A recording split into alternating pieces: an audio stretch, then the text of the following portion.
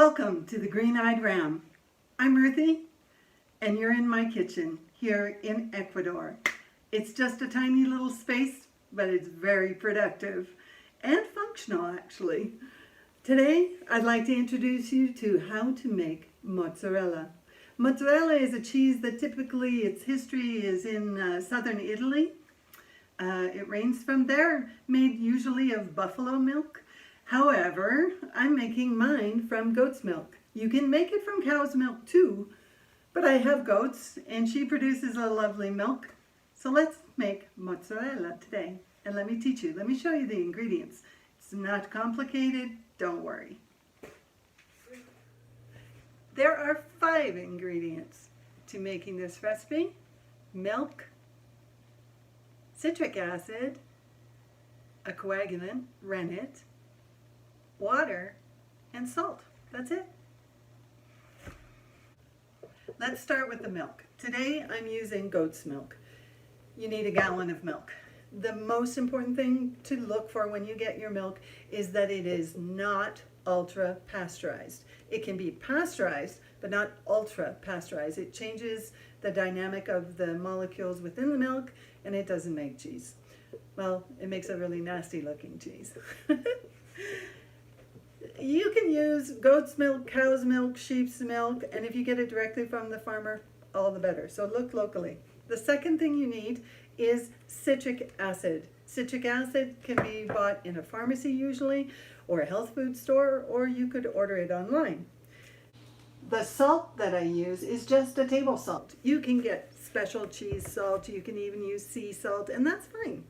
I use it very little in the actual cheese itself, but it's in the water that I'm heating it up with. So let me show you.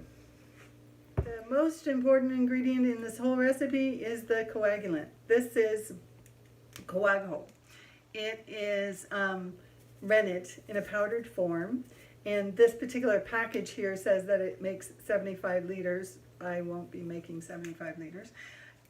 This is tablets that you can buy, and I ordered these online, and you only need 1/4 of a tablet, and there's 9 in this particular package, so that's 36 gallons of milk that can be turned into cheese with just 9 of these. So let's get cracking. Let's make some mozzarella. The first thing I do is put your milk into a stainless steel pot. Milk in a stainless steel pot sitting on the stove, no temperature, no heat yet. I'm going to take 1.5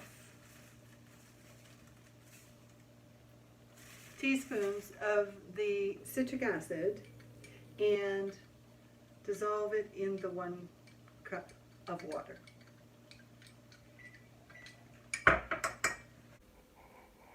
I'm adding the citric acid water to the milk, and I just stir that up just a little bit so it gets all in there nicely.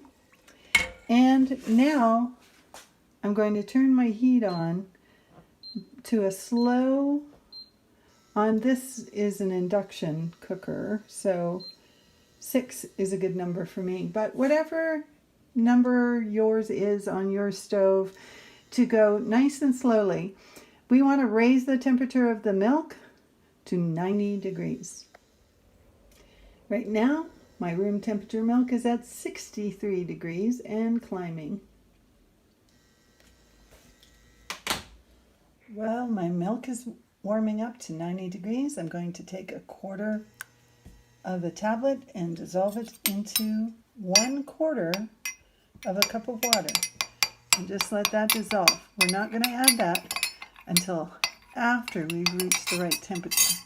While we are waiting for the milk to reach 90 degrees Fahrenheit, let's talk about thermometers.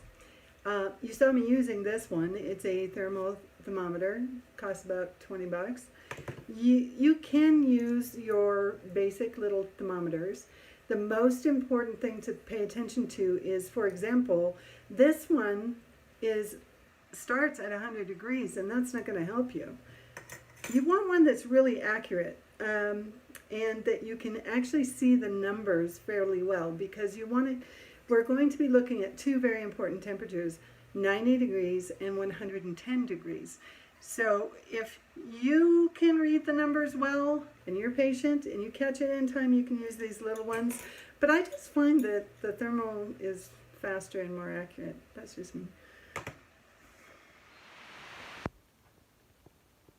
We're at 90 degrees Fahrenheit, which, if I switch it, is 32 degrees Celsius. I've turned the temperature off, and now I'm going to add my dissolved rennet. And here's a really important thing.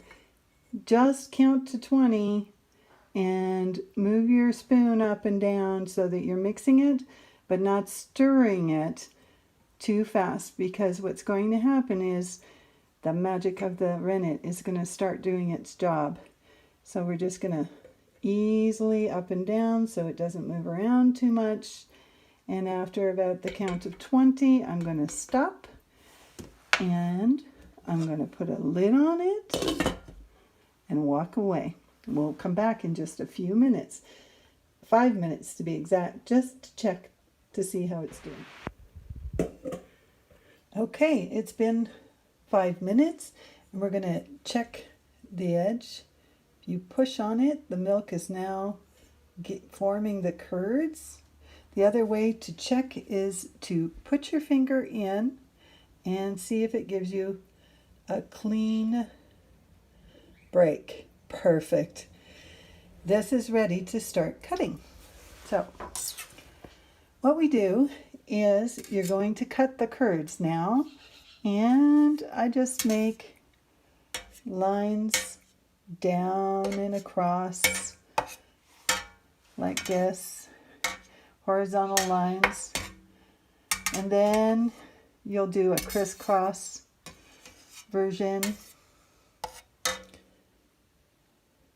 you see, and just keep going until you're going to come back, and on an angle you're sort of slicing it so that you get right to the bottom, and all these curds are going to be cut.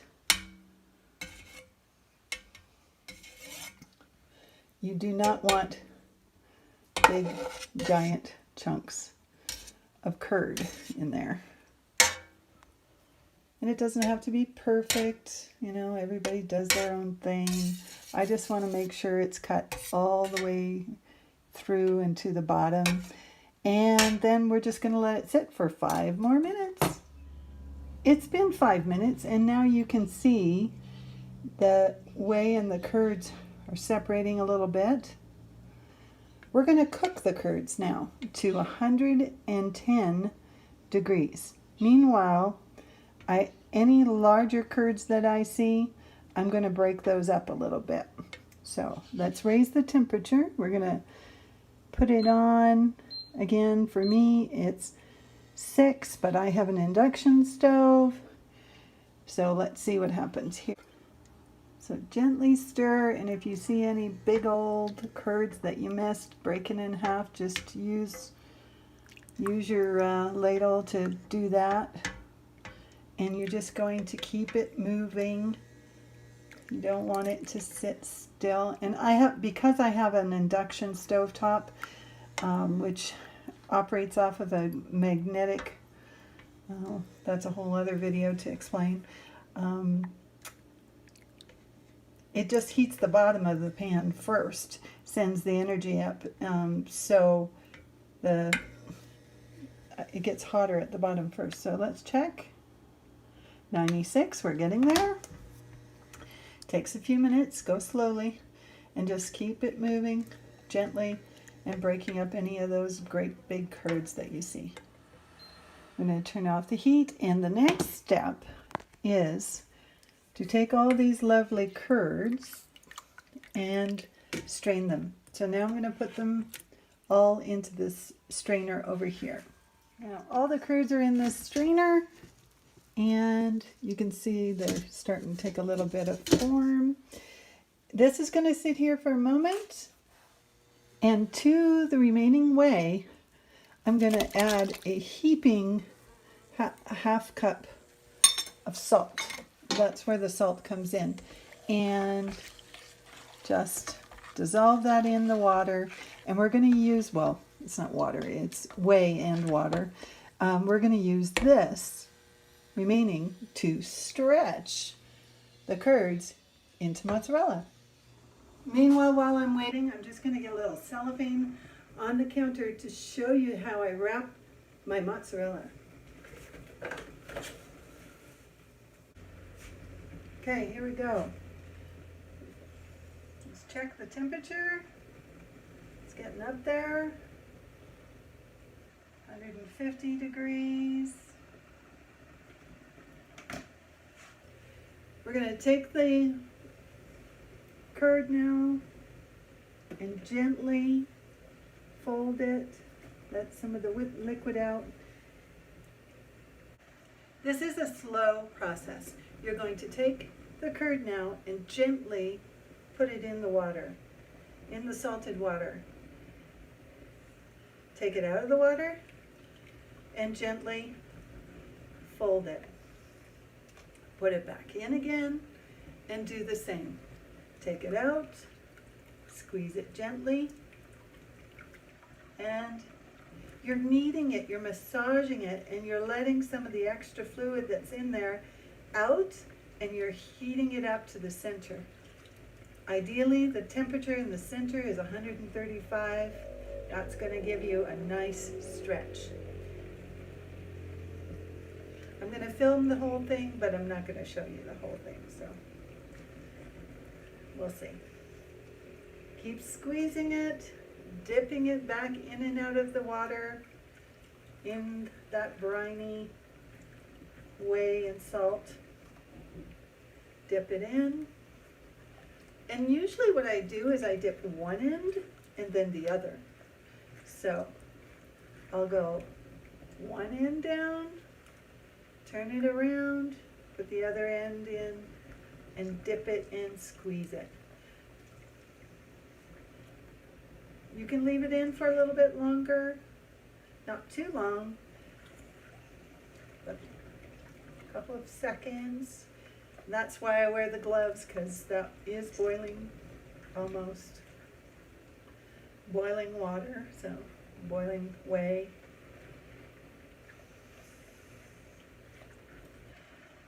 And there will come a time as you start to knead it, you'll start to see it get a little shiny. As it heats up, you can give it a little stir.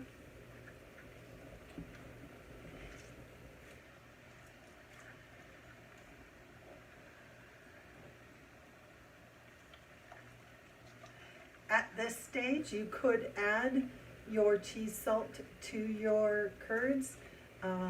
Because I bathe it in the salt water, I don't add any extra salt. Some people like a saltier mozzarella. Not me. It takes on enough of the flavor. Gives it a nice, lovely texture. All right. You're going to make a mess, as I did. Every time I lift it up to show you, I'm splashing all over the place. So, folding it over and over again.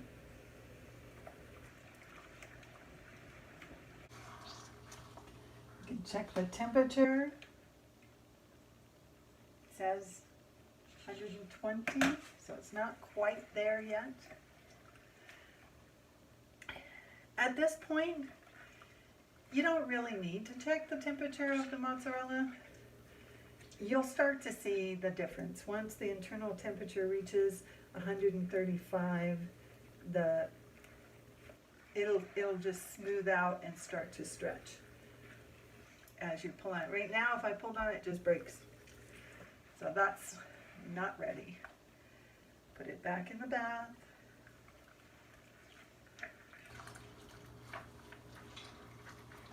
Back in the bath.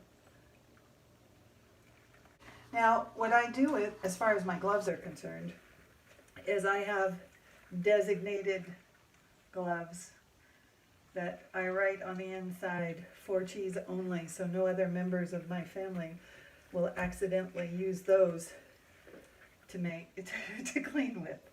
So these gloves are new, and they will have a little note on the inside, so no one will mistake them for cleaning gloves.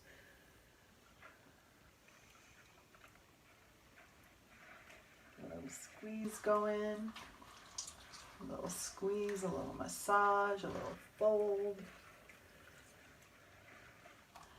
Dip it in there again.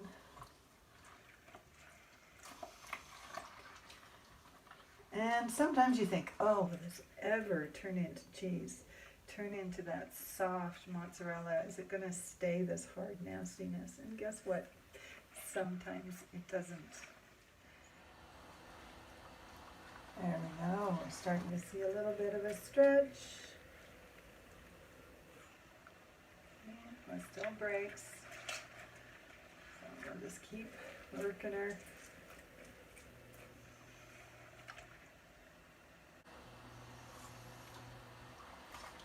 There we go. We're starting to get a little stretch happening.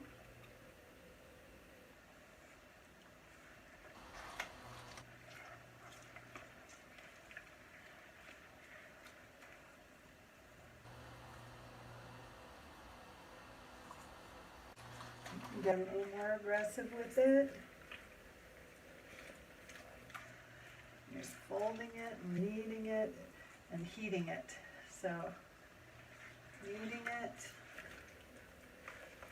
so they get that heat spread. Dipping it back in. Swirling it around, getting that temperature around. And now we're starting to see a little more stretch. Did you see that? I'll show you more closely. Okay. It's starting before it breaks, giving us a little bit more. Don't be impatient. It is a process. This is the process that I wish worked a lot faster because it is hot. It's hot on my hands, even through the gloves, I kid you not. And it's hot standing over the pot. So, but the sacrifice you make for the yumminess of your own mozzarella cheese. I'm patiently waiting.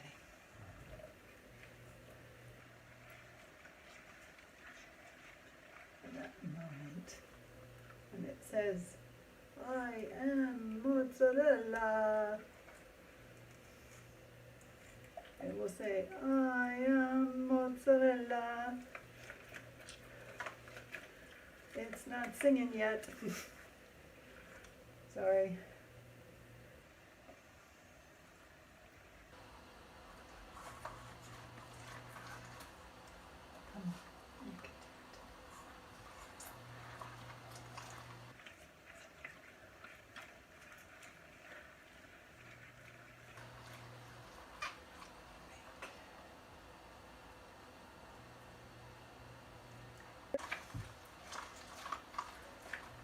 You can tell that when you fold it, it will break as if you were pulling it, so that's one way of knowing, but as that starts to smooth out, you'll know you're at that place that's just that perfect, what do they call that? The sweet spot in temperature. Because it will stretch up and you will be able to.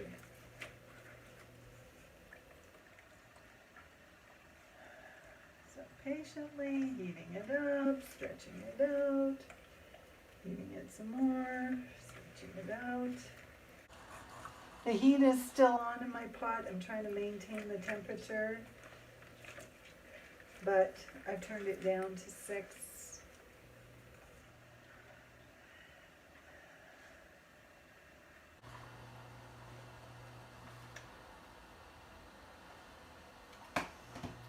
Says my actual mozzarella, the cheese is at 133. So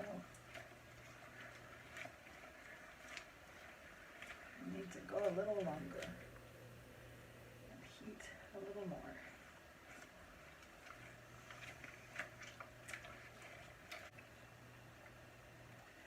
Now, if you're doing this in a microwave, you would put it in the microwave for 30 seconds, take it out, stretch it a little bit, put it back in for another 30 seconds, and check the temperature is 135 internal temperature of the cheese. So, it's getting, the stretch is coming. It's a slow process.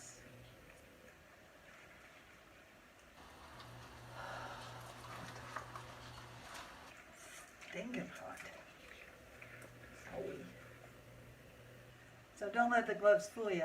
You will feel the heat. But I try to just stick to the tip of the cheese and use the ends of my fingers when I'm squeezing it so as not to have it going in my whole palm.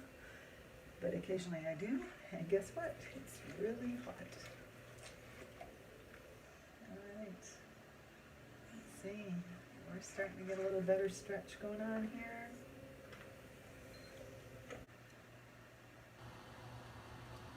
Oh.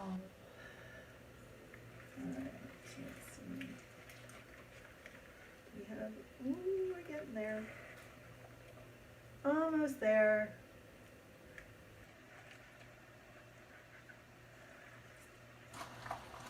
Let's check the internal temperature.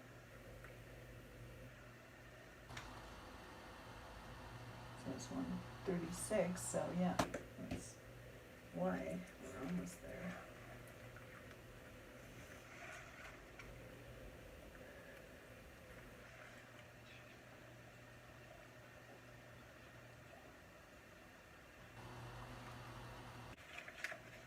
All right, we're getting there. I can see it.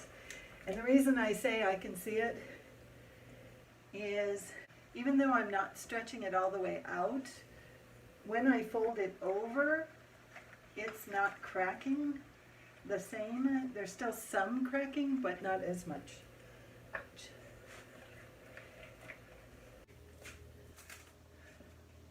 After that last stretch, I've just squished it into a log shape, and I'm putting it on my plastic wrap. Now come and watch what I'm going to do. It's kind of fun. A length of cotton string.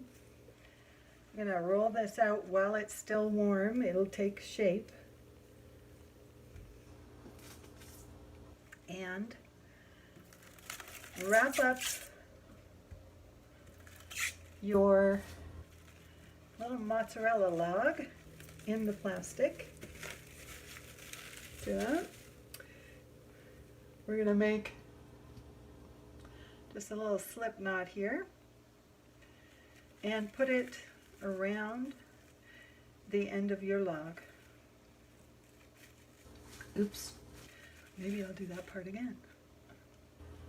Take the slip knot, put it around the end of your log, put your string through your slip knot, bring it up to the very end of your little log and pull tight. Now here comes the fun bit. We're going to go forward the size of whatever cheese ball you want. So I'm going to do it a little bigger than my thumb.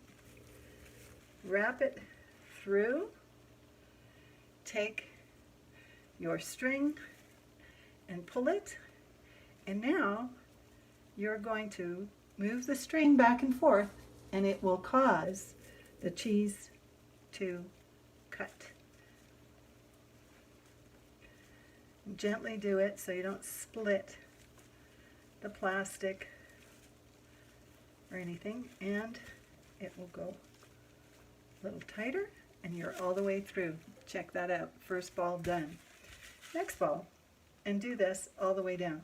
So bring your string on down, go underneath your log, slip the string through, decide on the size of the ball you want, and tug gently, rocking back and forth.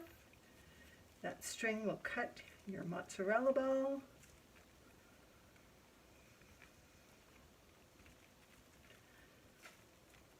all the way. And now you have 2 awesome mozzarella balls. And you just do the same thing all the way to the end. And that's it. I'll do 2 more. Wrap it around, pull it through, rock it back and forth, pull a little tighter, rock it back and forth so you don't rip, and 3 mozzarella balls. And I'm just going to do the end. When you get to the end, do the same thing, wrap it through, pull it snug up to the end, and tie a knot. And you, my friends, have made your own mozzarella. Enjoy! Well, you've made mozzarella. What do you think? Wasn't that easy? It's not difficult. Time consuming, maybe. Thank you for joining me today. I hope you join me again. I hope to make more recipes for you. I'd like to thank everybody who follows me on Instagram and on YouTube, because you're making this fun and you're helping me survive. So take care, everyone. And if you haven't, please subscribe. Bye. Comment too, because that really helps my channel. Bye-bye.